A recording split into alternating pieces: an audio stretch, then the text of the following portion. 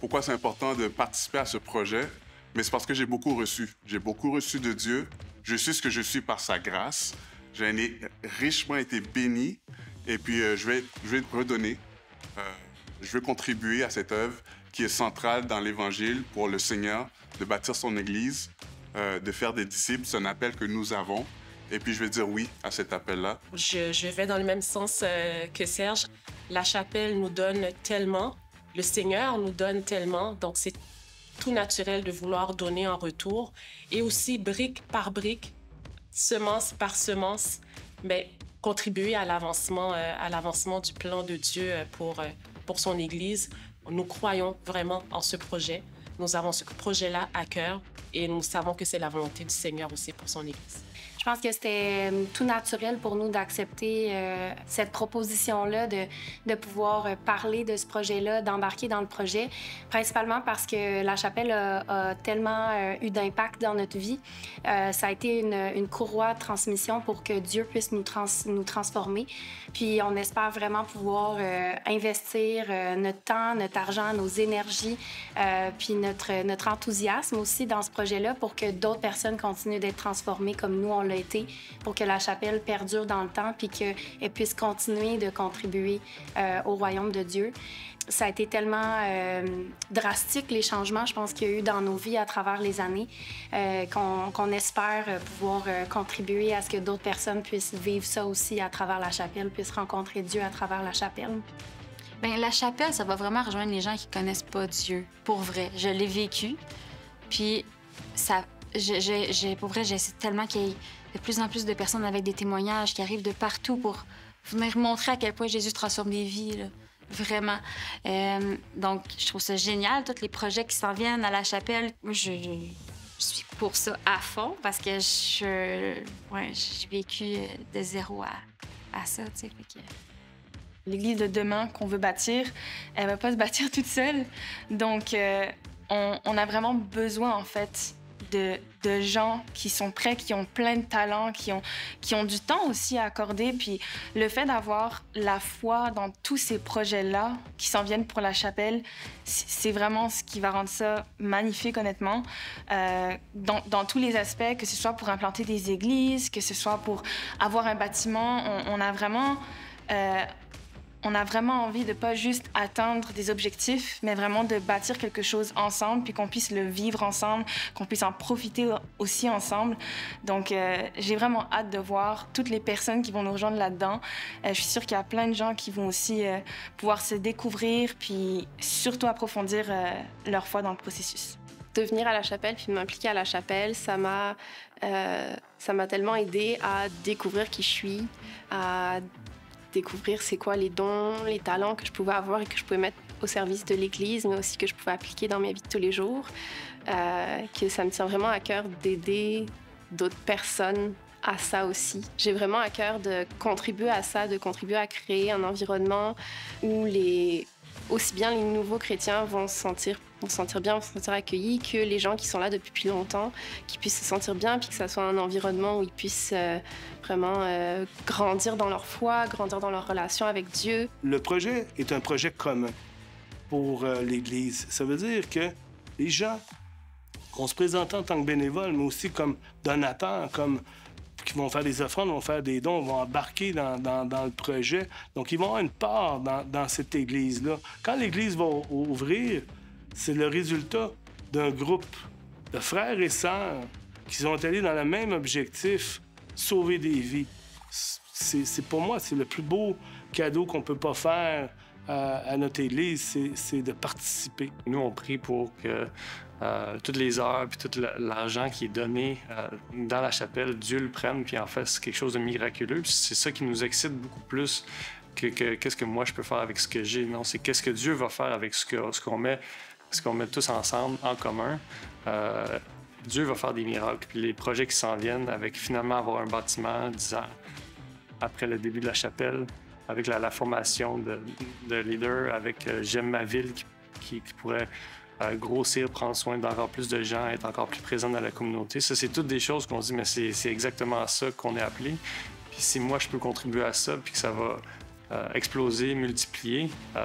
Ça me donne le goût d'embarquer. Fait que s'il y a d'autres gens qui ont ce même sentiment-là, venez embarquer, accomplissons la mission. Ouais.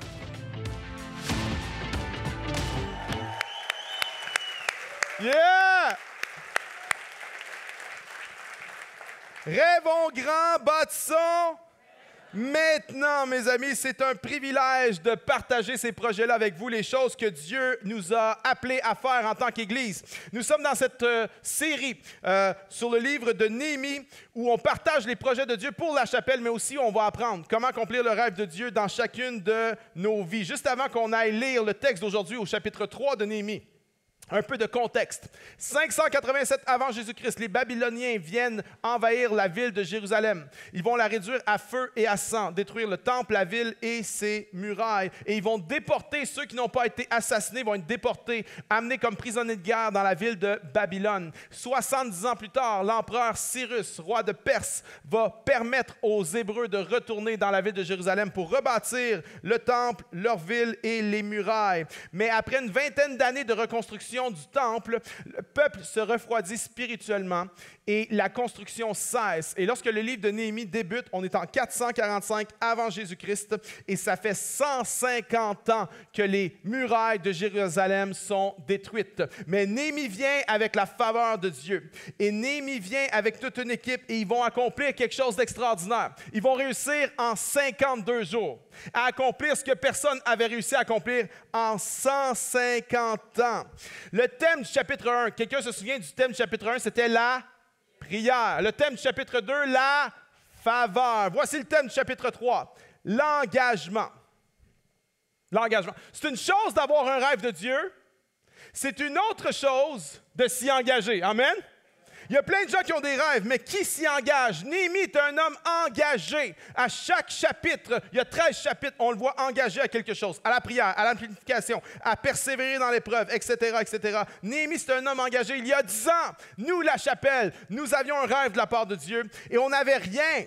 On n'avait presque rien. On n'avait pas de chaise, on n'avait pas d'argent, on n'avait pas de salle, on n'avait rien, mais il y a une chose qu'on avait. On avait une petite armée de gens engagés dans le rêve de Dieu.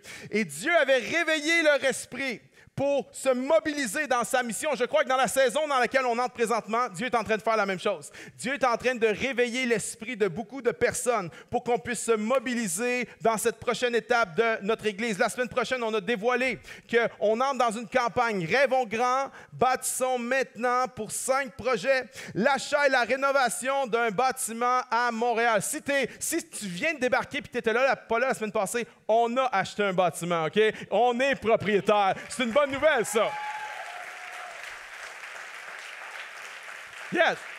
Maintenant, il faut le rénover. Ça va servir à ça. La campagne va servir à l'implantation d'une nouvelle chapelle dans Cartierville, dans ce bâtiment-là. Nouvelle chapelle. On garde Rosemont, on garde le Myland, mais on ajoute une nouvelle chapelle. Je peux-tu entendre amène à ça? Yeah.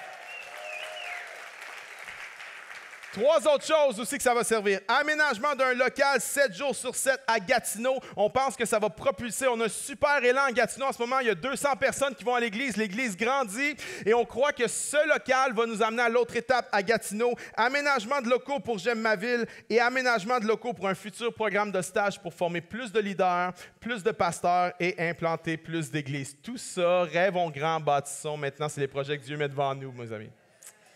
Aujourd'hui, on va lire Néhémie chapitre 3 ensemble. Mais juste avant qu'on lise, je dois t'avertir.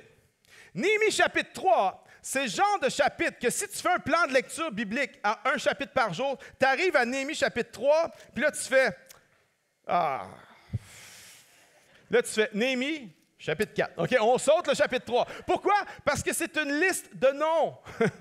Et on a tendance à penser que ce n'est pas important, mais l'apôtre Paul nous a dit dans 2 Timothée, chapitre 3, que toute écriture est inspirée de Dieu et utile pour enseigner, pour convaincre, pour corriger et instruire dans la justice. Alors, si Dieu, dans sa souveraineté, a mis Néhémie chapitre 3 dans la Bible, c'est parce qu'il y a une utilité à ça. Je peux t'entendre amen? Et on ne va pas juste le skipper, on va aller chercher les perles qu'il y a dans ce texte-là. Parce qu'il y a des perles là-dedans, mes amis, et je vais essayer d'en faire sortir quelques-unes ensemble aujourd'hui. On va se lever, on va lire ensemble le texte biblique. Je vous ai dit la semaine dernière pourquoi on se lève pour honorer la parole de Dieu. On se lève aussi parce que dans le livre de Néhémie, c'est l'endroit dans la Bible où les gens se levaient pour lire le texte biblique. On va lire le chapitre 3, une partie du chapitre 3, mais je veux t'avertir à l'avance. Okay? Il y a toute une série de noms là-dedans que je ne suis pas capable de prononcer comme il faut. Alors, ce que je vais faire semblant que j'ai une belle assurance quand je les lis, OK? Puis vous n'y verrez que du feu. Néhémie, chapitre 3, verset 1. Éliachib, le souverain sacrificateur, se leva avec ses frères, les sacrificateurs, et ils bâtirent la porte des brebis. Ils la consacrèrent en fixant les battants. Ils la consacrèrent depuis la tour de Méa jusqu'à la tour de Hananiel. À côté de lui bâtirent les hommes de Jéricho. À côté de lui bâtirent Zakour, fils d'Imri.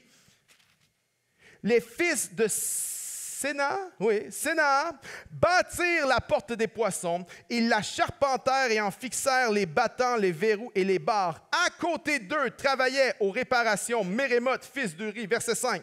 À côté d'eux travaillèrent les Técoïtes, dont les principaux ne se soumirent pas au service de leur Seigneur. On va sauter au verset 12. À côté d'eux travaillait avec ses filles Shallum, fils de Aloek, chef de la moitié du district de Jérusalem. Verset 17. Derrière lui travaillaient les Lévites, Réhum, fils de Bani, et à côté de lui travailla pour son district Achabia, chef de la moitié du district de Kéla. Verset 20. Derrière lui, Baruch, fils de Zabai, répara avec ardeur une autre partie. Verset 21. Derrière lui, Mérémoth, fils d'Uri, fils d'Akot, répara un autre secteur. Verset 22. Derrière lui, travaillèrent les sacrificateurs habitants de la plaine. Verset 27.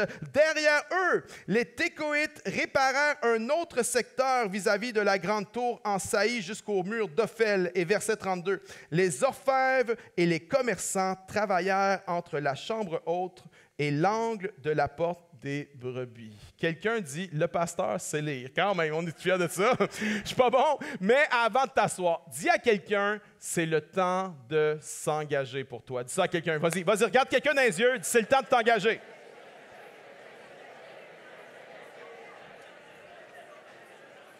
Prenez place. Tellement bon de vous voir. Engagement, engagement, engagement. Le texte de Néhémie chapitre 3 regorge d'engagement. 4 vérités sur l'engagement. Numéro 1, Dieu prend note de ceux qui s'engagent. Il y a 38 noms dans ce chapitre-là. 38! OK? Puis ça ne nous excite pas le poil des jambes, ben. Quelqu'un est d'accord avec moi? Mais voici pourquoi. Parce que tu ne les connais pas. Si c'était toi, imagine que ton nom est dans la Bible. Pour la majorité d'entre vous, c'est difficile à concevoir, mais pas pour moi. Mon nom est dans la Bible à tour de bras, le roi David, OK? Mais imagine, pour vrai, que ton nom est dans la Bible. L'idée, c'est la suivante. Quand quelqu'un sert Dieu, Dieu prend des notes. Quand quelqu'un s'engage envers Dieu, Dieu prend des notes. Quand quelqu'un bâtit le royaume de Dieu, Dieu prends des notes, même si personne ne voit ce que tu fais. Dieu le voit. Même si personne ne se soucie de ce que tu fais, Dieu s'en soucie. Même si personne ne se souvient des bonnes choses que tu as faites, Dieu s'en souvient. Dieu prend des notes quand quelqu'un s'engage pour lui. Je peux t'entendre amen? Amen. Mais un des problèmes qu'on a dans notre société, c'est qu'on ne s'engage plus à rien. Le désengagement est devenu la norme. Les gens sont désengagés du travail.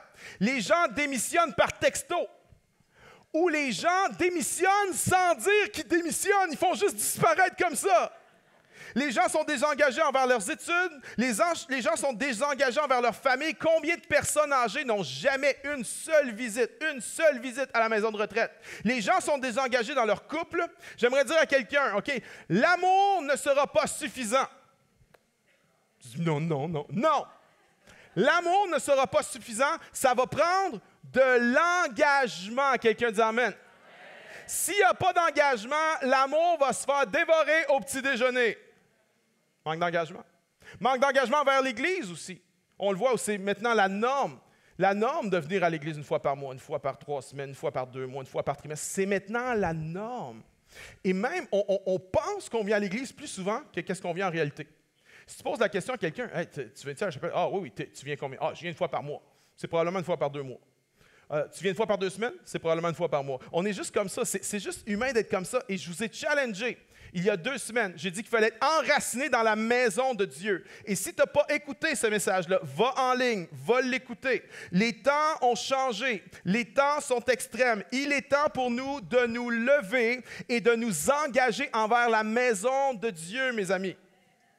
Dieu prend note quand quelqu'un s'engage. Dieu prend note quand quelqu'un prend la décision d'être à l'Église à chaque semaine. Beau temps, mauvais temps. Dieu prend note.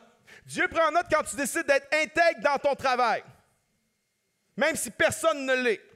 De ne pas tricher sur ta feuille de temps, même si personne ne le fait. Dieu prend des notes. Dieu prend des notes quand tu es généreux avec tes finances envers sa maison. Tu as une vie modeste et puis tu n'es pas riche, mais généreusement tu viens et tu mets une portion à part pour le Seigneur. Dieu prend des notes. Dieu prend des notes quand tu ne lâches pas dans ton mariage, quand tu choisis d'être le mari d'une seule femme, de garder tes yeux juste sur une ou sur un. Dieu prend des notes quand tu vas à ton 5 à 7 et que tu es fidèle. Dieu prend des notes. Pour tous les mamans monoparentales ou les papas monoparentales, j'aimerais dire, Dieu prend des notes. Quand tu vas et que tu prends soin de tes enfants, puis que tu dois tout faire, puis que tu dois faire le Père, la Mère, le Père, le Fils, le Saint-Esprit, tu dois tout faire ça en même temps, puis tu dois répondre à tous les besoins, mais que tu amènes ton enfant dans la maison de Dieu le dimanche, malgré ta fatigue, malgré tout ce que tu as à faire, j'aimerais dire, Dieu prend des notes sur toi. Ouais. Dieu prend des notes quand quelqu'un prend soin d'une personne malade. Il y a une femme de notre Église, elle vient à l'Église une fois par année.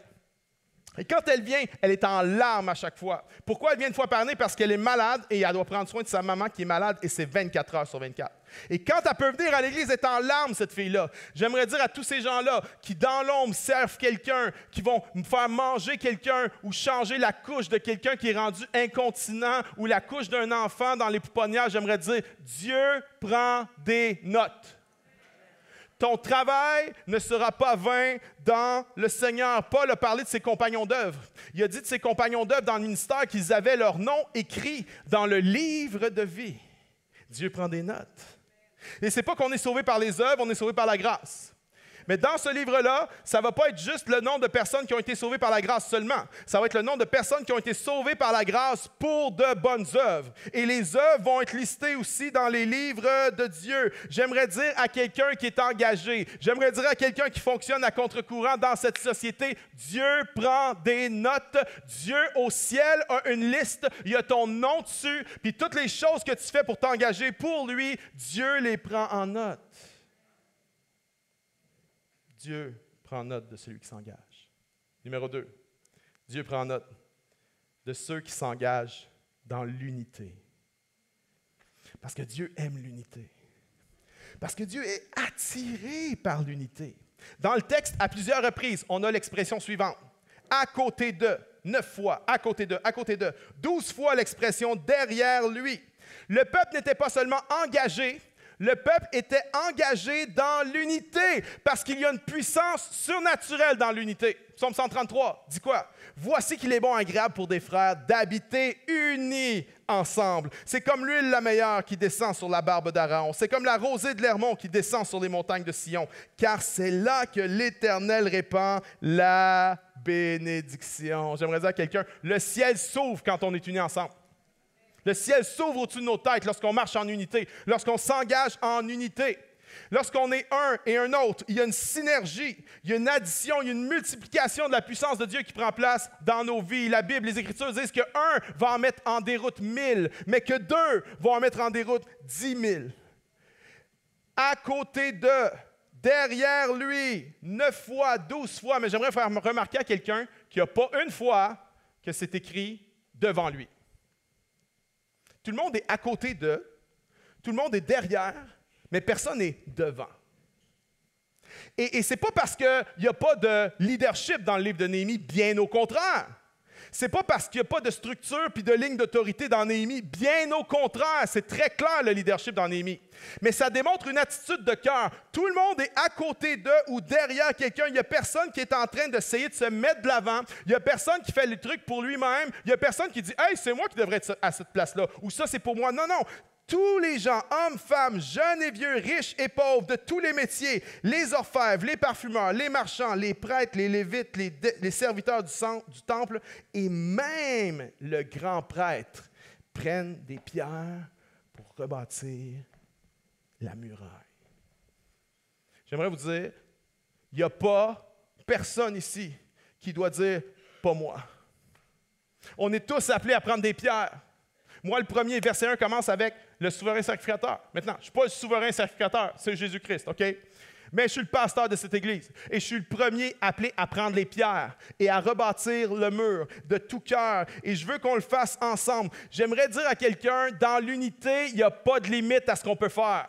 Il n'y a pas de limite à ce que tu peux faire dans ta famille si on marche en unité ensemble. Il n'y a pas de limite à ce qu'on peut faire dans cette Église si on marche en unité ensemble. Et j'aimerais vous dire en toute honnêteté que jamais le leadership de cette Église n'a été aussi uni. Jamais que le staff de cette Église n'a été aussi uni. On est unis ensemble. Et parce qu'on est dans l'unité, parce qu'ils étaient dans l'unité, en 52 jours, ils ont pu accomplir ce que personne n'avait fait en 150 ans. Et je crois que si on marche dans l'unité et si on s'engage ensemble, on va faire plus dans les 10 prochaines années qu'on a fait dans les 10 premières années. Est-ce que quelqu'un est d'accord avec moi? Est-ce qu'on peut croire ça? Oui, moi je le crois. Numéro 3. Dieu prend note de ceux qui s'engagent avec leur famille. Dans le texte, il y a des moments, verset 3, les fils de Sénaa bâtirent la porte des poissons. Verset 12, Shallum travaillait avec ses filles, les fils, les filles, les fils, les filles. J'aimerais dire à tous les parents en ce moment qui nous écoutent, les grands-parents dans ce lieu ou les gens qui sont en ligne, qui nous écoutent, j'aimerais dire ceci. Dieu prend note de ceux qui amènent leur postérité à la muraille.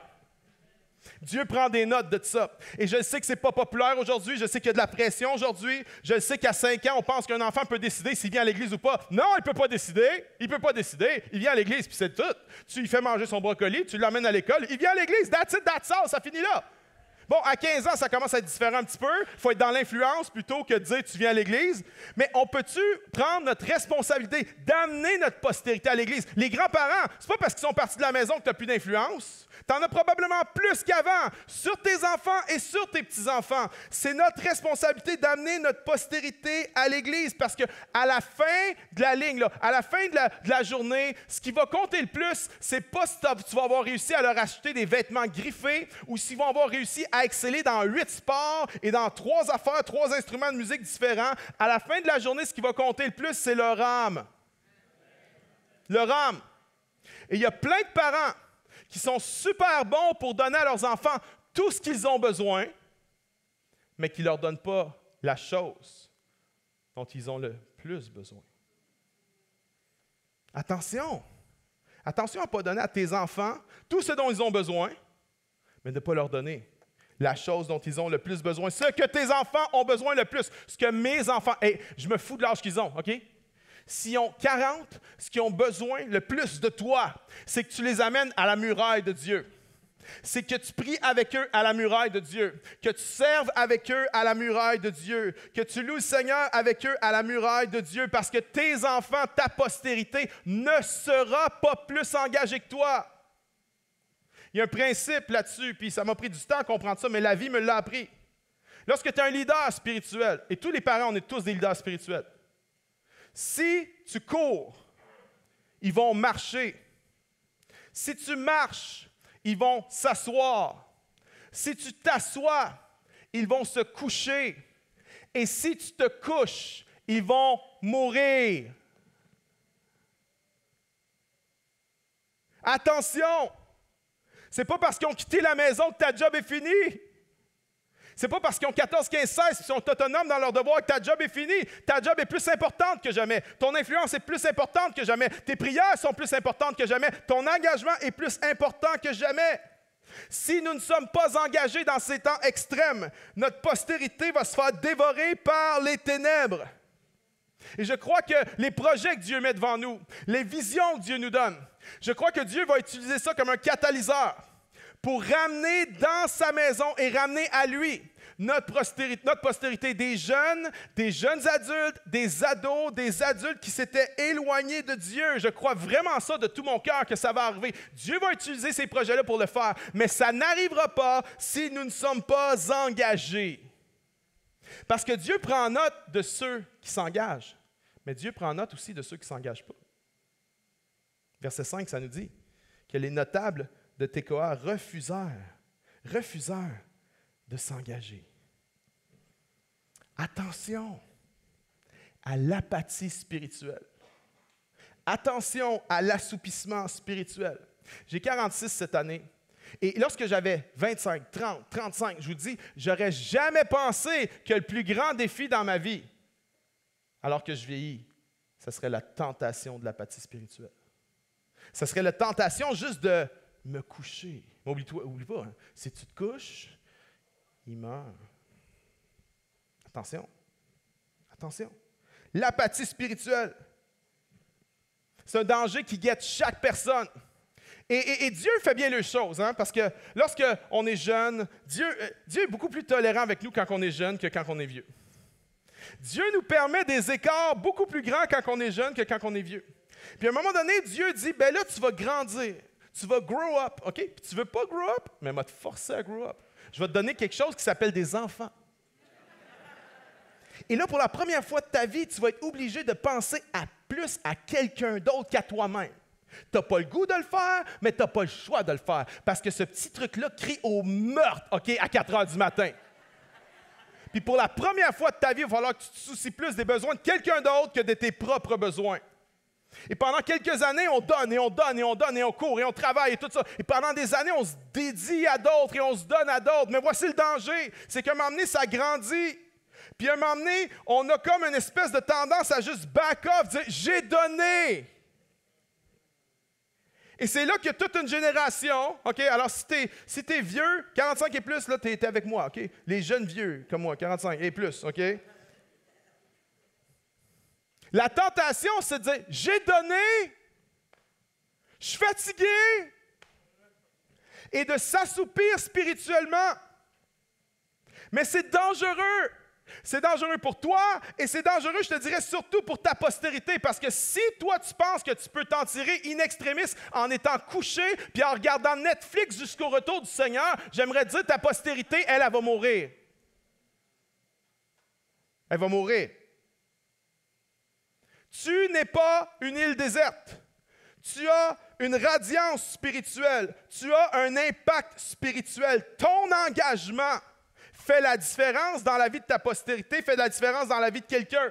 Attention, Dieu voit, puis il y en a, c'est difficile, vos enfants sont loin du Seigneur, mais vous vous battez dans la prière, vous ne lâchez pas, vous êtes fidèles dans la maison de Dieu, vous êtes engageants vers le Seigneur. Laissez-moi vous dire, il y a un message qui est prêché. Il est peut-être implicite, mais il y a un message qui se prêche en ce moment. Et Dieu entend chaque prière. Et quand vous venez dans la maison de Dieu, si vous n'êtes pas capable littéralement d'emmener vos enfants dans la maison de Dieu, tu les amènes peut-être spirituellement avec toi. Tu les amènes dans ton cœur, puis tu les portes en prière. Quand on prie, quand on chante, Seigneur, tu vas sauver mon fils. Seigneur, tu vas sauver ma fille. Seigneur, tu vas sauver mon mari. Tu vas sauver ma femme. Tu les amènes avec toi.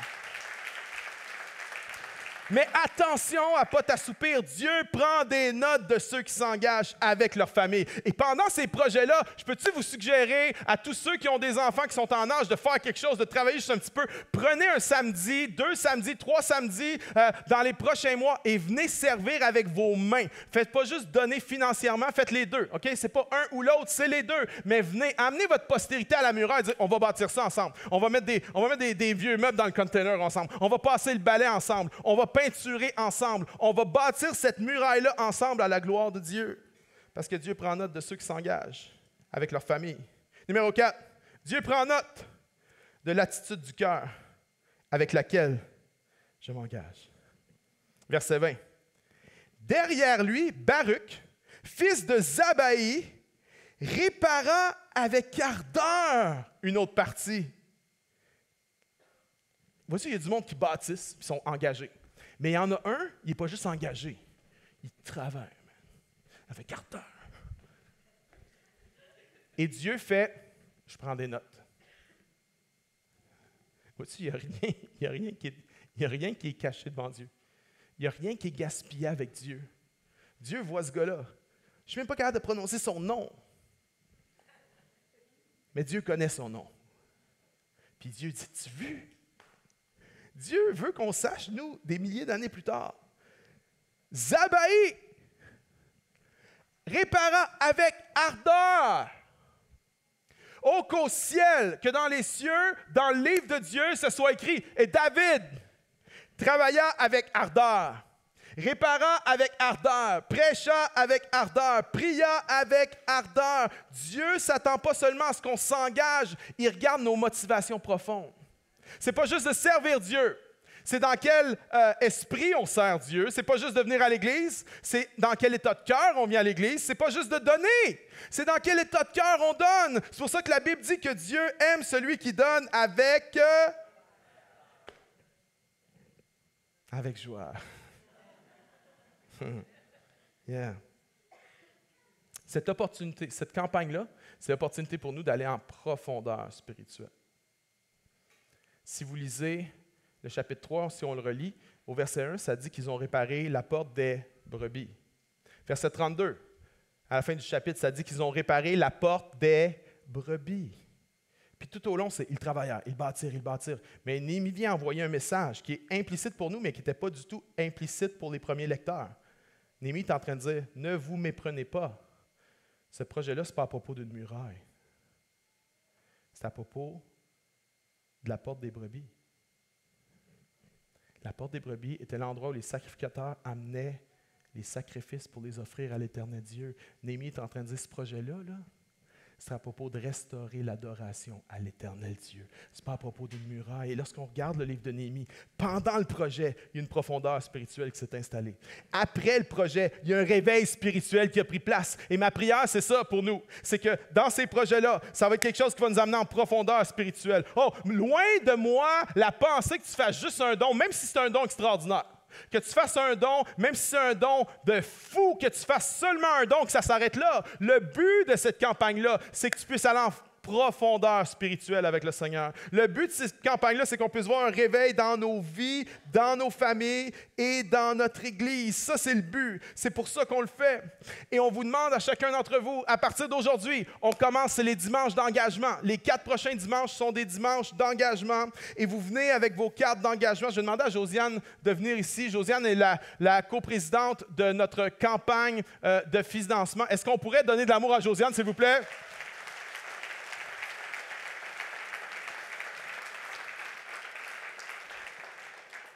Voici la boîte dans laquelle on va donner nos engagements. On demande 2 choses cet automne aux gens. La première, c'est un don ponctuel. Le plus gros don que tu as jamais fait de ta vie en plus de tes offrandes régulières. Une générosité extravagante cet automne. Et en plus de ça, on demande aux gens à partir de janvier 2024 d'ajouter à tes dons réguliers un montant. Et sur les cartes d'engagement, il y a les montants que tu peux marquer, les choses que tu t'engages. Et à partir de ce dimanche, tu peux prendre ta carte d'engagement, puis tu en gardes une partie pour toi pour te rappeler ton engagement. Et l'autre partie, tu la mets dans la boîte comme ça, ici. Et ceux qui le veulent pour immortaliser le moment, parce qu'on veut immortaliser ce moment-là, il y a la possibilité de juste le signer pour dire « J'étais là, j'ai contribué », puis ça va être un beau souvenir pour la chapelle, mais c'est ton engagement devant Dieu que tu prends. Et lorsque tu prends cet engagement-là, nous, on va te donner un petit quelque chose. On va te donner un porte-clés. Rêvons grand, bâtissons maintenant. C'est un beau porte-clés en métal avec le logo de la campagne, avec le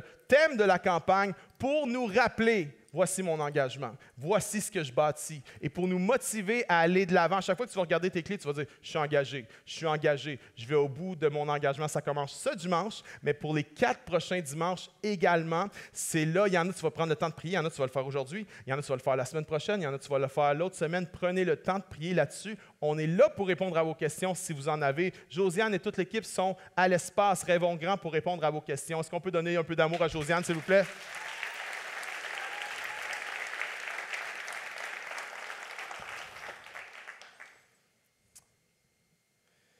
All right. Maintenant, il y en a, tu dis, OK, j'ai besoin de comprendre pourquoi on fait ça. Et c'est légitime de devoir comprendre. Et si tu as des questions, s'il te plaît, reste pas avec tes questions. S'il y a des questions qu'on ne répond pas ici sur la plateforme, viens nous voir. On va essayer de te donner les réponses à tes questions. On veut que 100% de l'Église s'engage là-dedans. 100% des gens, on ne veut pas que personne manque cette opportunité-là. C'est une opportunité exceptionnelle. Voici quelques raisons, rapidement, pourquoi nous allons dans cette direction-là. Numéro 1, pour nous permettre de mieux accomplir notre mission, de former des disciples qui en forment d'autres. Ce projet-là n'est pas à propos du bâtiment. Les bâtiments sont des outils que Dieu nous donne pour mieux accomplir notre mission. Je peux s'entendre, oui? C'est ça que ça sert. Numéro 2, pour la multiplication des chapelles et l'implantation d'une nouvelle chapelle en septembre 2025. La chapelle Rosemont va rester ouverte. La chapelle Maryland va rester ouverte. La chapelle Gatineau reste ouverte également. On ajoute une autre chapelle. Et ce move-là, ce bâtiment-là va nous permettre de le faire parce que c'est extrêmement difficile d'implanter des chapelles qui sont toutes portatives, d'implanter des chapelles qu'il faut monter et démonter à chaque semaine. Lorsqu'on les multiplie, à un moment donné, la charge devient très grande. Mais un bâtiment fixe va nous permettre de redémarrer l'implantation d'églises. Pourquoi également, numéro 3, pour donner les moyens à la chapelle Gatineau de passer à une autre étape. Il y a 200 personnes à Gatineau en ce moment et on pense vraiment qu'on va pouvoir accélérer ça et aller à une autre étape dès le moment où on va avoir des locaux pour Gatineau. Numéro 4, pour nous enraciner dans un quartier. La chapelle, on est committed avec notre ville de Montréal. On est engagé aussi envers le Québec, mais on veut pouvoir s'engager avec un quartier spécifique. On veut s'enraciner plus spécifiquement dans un quartier et faire des œuvres encore plus près des gens et toucher la communauté. Numéro 5, pourquoi on fait ça? Pour permettre à J'aime ma ville de mieux servir la communauté et d'économiser. Ils vont avoir des locaux à prix modique, mais également être beaucoup plus près des gens physiquement, plus près de là où sont les besoins. Il y a plein de nouveaux arrivants dans ce quartier-là et J'aime ma ville va être proche d'eux pour pouvoir répondre aux besoins. Numéro 6, pour favoriser la multiplication de leaders et de pasteurs pour l'implantation de futures chapelles.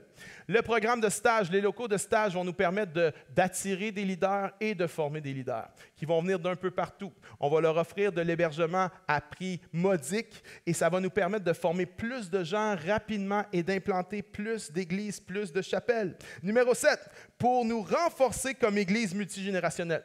Dans ces locaux-là, on va pouvoir faire nos soirées pour ados, 13-18. On va pouvoir faire nos soirées pour jeunes adultes là-bas également. Souvent, on manque de place dans ces soirées-là. Ça va nous permettre de faire toutes sortes d'événements comme ça et de s'établir plus solidement comme une église multigénérationnelle. Je l'ai mentionné dans la vidéo la semaine dernière, mais je rêve d'une église où tu nais et tu meurs engagé, où les personnes âgées sont engagées, où les poupons ont leur place, où les ados, les jeunes adultes, les parents, les grands-parents, ça va nous permettre de nous établir solidement comme église multigénérationnelle. Numéro 8, ça va nous permettre d'accueillir des événements comme des messes de Pâques, des messes de Noël, de sauver des coûts de location vraiment importants pour ces événements-là. Ça va nous permettre aussi d'accueillir des soirées de prière, des soirées de louange, des mariages. Il y en a, tu vas te marier dans ces locaux-là dans le nom de Jésus. Des banquets de mariage, des événements de toutes sortes. Numéro 9, ça va nous permettre d'avoir un filet de sécurité dans un contexte de précarité de nos locations actuelles. Il y a des choses que je ne peux pas dire de la plateforme. Point. OK? Ça s'arrête là.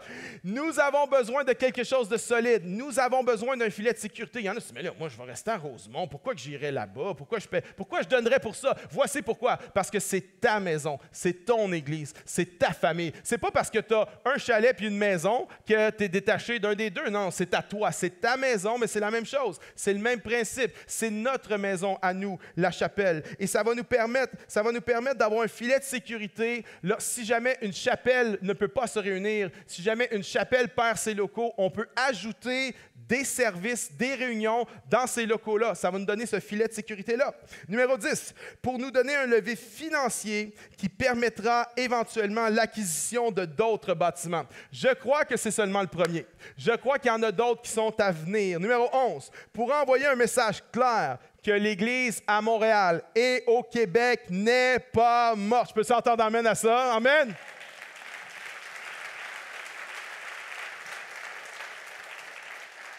Le symbole est fort, hein? Que ce soit une ancienne église catholique qu'on rebâtit, qu'on remodèle, qu'on redonne une nouvelle vie. Le symbole est très fort pour le Québec. Avec l'héritage qu'on a, les gens pensent que l'Église, c'est fini, que l'Église est morte. Ça envoie le message, non, non, non, non, non. Imaginez, on acquiert un bâtiment, puis on le rebâtit, on le rénove, et un deuxième, et on le rénove. Un moment donné, on va nous appeler les réparateurs d'église dans la ville. Ouais. Et dans un contexte culturel où il n'y a plus rien de sacré, plus rien n'est sacré aujourd'hui, il y a une chose qui l'est encore, le bâtiment. Mais c'est bon de rénover le bâtiment. C'est bon de redonner une vie au bâtiment. Ça envoie un message tellement positif à la communauté. Et ça ouvre les bras aussi à la communauté. Ça leur dit, « Hey, vous pouvez venir, c'est votre maison, à vous aussi, il y a une place pour vous aussi. » Numéro 12, parce que Dieu a répondu à nos prières des 9 dernières années. Amen. Dieu a répondu. Dieu a répondu. Arrête pas de prier. Continue à prier. N'arrête jamais de prier. Dieu a répondu à nos prières. Et là, alors que Dieu a répondu, nous, on restera en retrait. Alors que Dieu a répondu, nous, on dirait, non, non, je ne participerai pas. Je ne m'engagerai pas. Non, non, non. Dieu a répondu à nos prières. Avançons dans ce que Dieu fait. Numéro 13. Parce que Dieu va utiliser ces projets-là pour nous faire grandir spirituellement et nous amener dans une nouvelle profondeur avec lui. 14. Parce que Dieu ouvre le chemin devant nous et nous démontre clairement que sa faveur est sur nous. C'est pas qu'on a des projets puis qu'on demande à Dieu de bénir. C'est Dieu qui nous soumet des projets et nous, on embarque dans ce qu'il bénit déjà. C'est ça la différence. On n'est pas en train d'essayer de provoquer les choses. On n'est pas en train d'essayer de faire arriver les choses. C'est Dieu qui fait le trailblazing. C'est Dieu qui vient taper le chemin, taper la trail. Je vous ai raconté la semaine passée, ceux qui ont manqué le message, allez l'écouter, mais il y a beaucoup de choses que Dieu est en train de faire ou a fait pour nous montrer qu'il est dans l'affaire, qu'il veut qu'on embarque avec lui. Le fait que Dieu a ressuscité un projet qui était mort, enterré. Le fait que le prix a baissé de 3,6 à 3,1. Le fait qu'ils ont payé pour la décontamination du terrain. Le fait qu'on a eu une hypothèque 5 ans, 0% d'intérêt. 5 ans additionnels au taux directeur moins 1. L'histoire du stylo. Quelqu'un était là la semaine passée, l'histoire du stylo, OK? Dieu, c'est un clin d'œil de Dieu. C'est Dieu qui dit, « Hey, guys! » Je suis avec vous autres. Si tu ne connais pas l'histoire du stylo, viens à l'église plus qu'une fois par mois, puis tu vas connaître l'histoire du stylo. Puis va en ligne pour écouter l'histoire du stylo. Le fait que Stéphane est notre chargé de projet. Stéphane est arrivé à La Chapelle, Pâques 2018, brisé en morceaux, cocaïnomane, addict, mais fonctionnel. Il a une carrière. Son travail va bien, mais intérieurement, il meurt. Son âme est en train de mourir. Et Stéphane a été invité par quelqu'un qui a donné un flyers pour une messe de Pâques, plus que du chocolat. Et Stéphane s'est dit, mais qu'est-ce que c'est que ça? Il est venu, il a entendu le message de Jésus, son cœur a été touché, sa vie a été transformée, il a été délivré de ses addictions. Et aujourd'hui, Stéphane est sobre et Stéphane est celui qui va être le gestionnaire de projets sur nos projets. C'est malade. C'est malade. C'est ça! C'est à propos de ça, le projet. C'est pas à propos d'un bâtiment, c'est à propos de pierre vivante qui s'appelle Stéphane et David et Nathalie et Anne-Nathalie et Catherine. C'est à propos de pierre vivante. Dieu est avec nous et Dieu nous le montre de plein de façons. J'aurais plein d'autres histoires à raconter, puis je ne peux pas toutes les raconter en une semaine, alors j'y vais progressivement, mais je vais vous en raconter une autre. C'est quoi ça?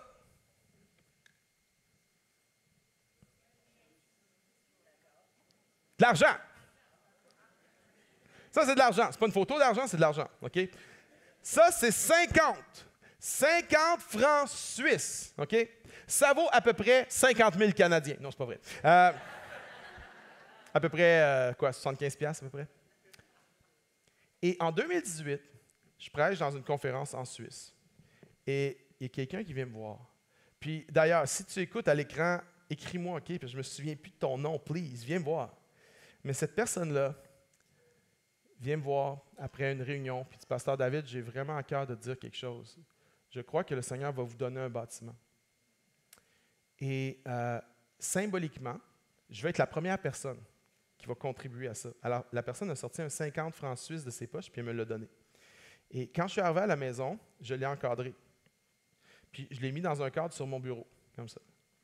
Puis à chaque semaine que je prépare un message, j'étais en train de regarder ce truc-là. Puis je disais, Seigneur, tu es fidèle. Seigneur, tu vas le faire. Et avec le temps, je vous dis, des fois, ça devient épuisant. Parce que des gens me disaient, ben là, Dave, t'es-tu sûr là, que Dieu veut vraiment qu'on ait quelque chose? Peut-être que Dieu veut pas. Je disais, ça se peut. Mais il me disait, est-ce que c'est une idole pour toi? Je disais, non, ça se fait longtemps que c'est réglé. Ce n'est plus une idole, ça fait des années. Je suis OK avec ça. Si Dieu ne nous donne pas de bâtiment, je suis OK avec ça. Si Dieu nous donne un bâtiment, que la gloire revienne à Dieu. Mais l'Esprit me poussait à ne pas arrêter de prier. Et des fois, je priais tout seul. Il n'y a plus personne qui croyait, sauf ma femme puis moi. Tout le monde disait, ça n'arrivera jamais, ça n'arrivera jamais. Puis à un moment donné, je ne voulais même plus vous en parler. J'allais visiter des bâtiments, je vous en parlais même plus. Le dernier, celui-là, je l'ai visité là, l'année passée. Je ne vous en ai pas parlé. Pourquoi? Parce que tout le monde fait... Hein? Puis là, on prie pour ça, puis là, ça n'arrive pas, puis ça doit être parce que Dieu ne veut pas. Mais l'Esprit me poussait à continuer à prier, parce que Dieu est un Dieu qui veut nous faire grandir à travers ses promesses. Ce n'est pas seulement de nous donner quelque chose, c'est de nous faire grandir, nous amener en profondeur spirituelle. Et pendant des années, j'ai prié avec ce truc-là sur mon bureau. Mais aujourd'hui, Dieu l'a fait, et j'aimerais dire à la personne en Suisse qui m'a donné ce 50-là, écris-moi un email, s'il vous plaît, parce qu'on va se réjouir ensemble de qu'est-ce que Dieu a fait. Dieu est fidèle. Est-ce qu'on peut applaudir le Seigneur?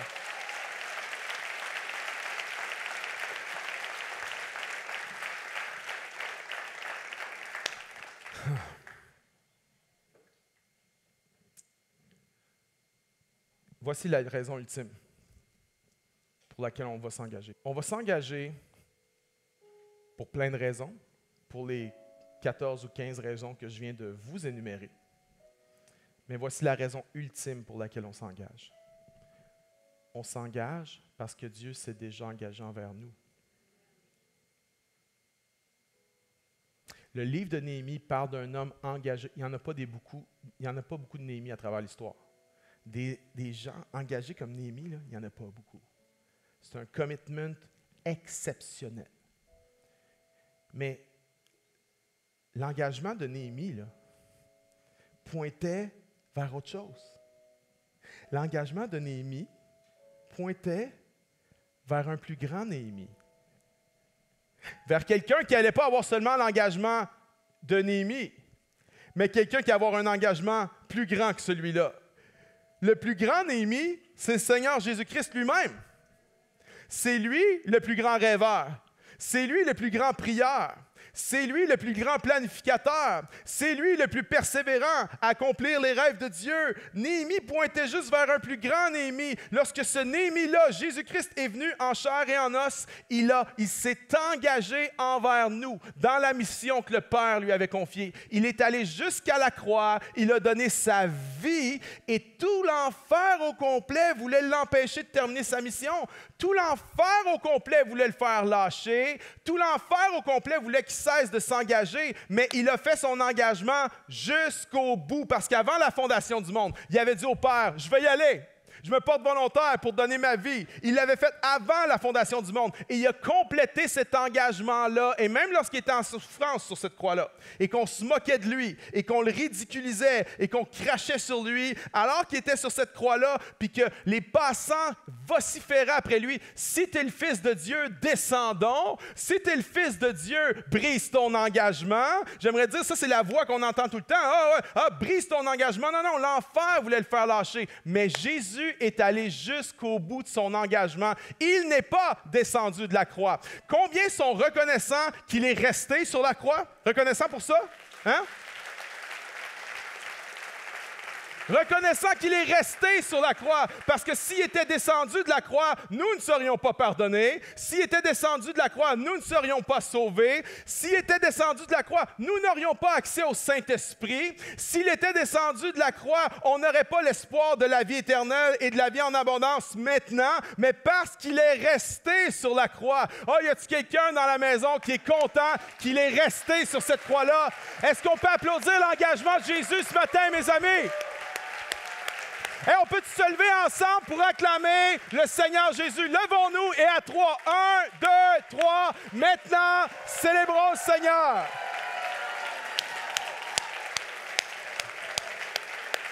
Yes! Yes! Woo! Le Seigneur est engageant envers nous. Et nous voulons répondre en nous engageant vers lui. Et ça commence aujourd'hui. Il y en a, tu vas prendre cette carte-là. Si vous êtes en couple, vous allez prier. Il ne faut pas qu'un soit forcé ou l'autre. Il faut être d'un commun accord dans ce qu'on va donner. C'est vraiment important. Mais vous allez prier, vous allez chercher la face de Dieu. Seigneur, c'est quoi notre engagement? C'est quoi notre don ponctuel? C'est quoi notre don à partir de janvier à chaque mois? Il y en a, vous allez vous engager cette semaine. Il y en a, vous allez vous engager la semaine prochaine. Il y en a, ça va être dans les 2 autres semaines. Mais que tous ensemble, chaque personne de l'Église, on peut dire, Seigneur, voici mon engagement. Tu es resté engageant envers moi. Moi, je vais rester engageant envers toi. Puis je t'en supplie, pense pas que c'est juste un projet. Si tu penses ça, tu manques tellement quelque chose. Si tu penses que c'est juste à propos d'un don, tu manques tellement quelque chose. C'est un don de toi. C'est un don de toi. Je ne veux pas dire que le don vient de toi. Je veux dire que c'est toi le don. C'est toi le don. Puis dans toi, il y a ton portefeuille. Dans toi, il y a ton agenda. Dans toi, il y a ton cœur. Dans toi, il y a tes yeux. Dans toi, il y a tes oreilles. Dans toi, il y a ta langue. Dans toi, il y a tes mains. Dans toi, il y a tes pieds. C'est un don de toi. C'est toi qu'on offre. C'est toi que tu offres. Reste pas en arrière. Fais pas juste un don de ton argent. C'est tellement superficiel. C'est tellement pas suffisant. Ça mène tellement pas de la vie juste de faire un don de ton argent comme ça. Non, non, c'est toi le don. Est-ce qu'on peut juste lever nos mains devant le Seigneur? Tout le monde? Si tu n'es pas à l'aise de le faire, t'en fais pas, c'est correct. Mais tous ceux qui sont à l'aise de le faire, juste de lever nos mains devant le Seigneur parce que je vais prier pour nous. Et en tant que pasteur de cette Église, je veux nous représenter pour qu'on puisse s'engager. Père Céleste, je te prie maintenant pour chaque personne qui entend ce message, ici en présentiel et en ligne. Je te prie que tu nous donnes la grâce, la capacité, la flamme, le feu, pour nous engager envers toi comme tu t'es engagé envers nous. Et alors qu'on va emmener nos offrandes, notre don et nos dons supplémentaires mensuels, alors qu'on va emmener ça, tu vas faire une œuvre extraordinaire. Ce qui est excitant, Seigneur, ce n'est pas ce que nous on amène, c'est ce que tu vas faire avec. Les grandes choses que tu vas faire avec. Alors nous nous donnons à toi. Nous revenons à toi. Nous nous engageons à toi. Portefeuille, agenda, cœur, corps et âme, au complet, engagés à toi, éternel Dieu. Nous te remercions à l'avance pour le miracle qui va prendre place. Je te prie que chaque personne puisse embarquer dans cette vision. Je prie que personne ne reste en arrière. Dans le nom de Jésus, je prie pour ceux qui ont des craintes peut-être d'anxiété financière. Seigneur, il y a des gens qui sont tellement peu de moyens, mais qui peuvent contribuer un peu parce que ça va amener une vie, ça va amener une richesse dans leur âme, ça va amener un engagement spécial dans leur vie. Je prie que personne ne reste en arrière. Et je prie que ceux qui peuvent faire plus, parce que tu leur as donné plus de capacités financières, physiques ou autres, Seigneur, nous voulons faire plus. Nous voulons nous donner plus. Tout le monde ensemble, que nous puissions dire, levons-nous et bâtissons à la gloire du Seigneur Jésus. Et toute l'Église, tout le peuple de Dieu dit Amen. Est-ce qu'on peut acclamer le Seigneur une autre fois, mes amis?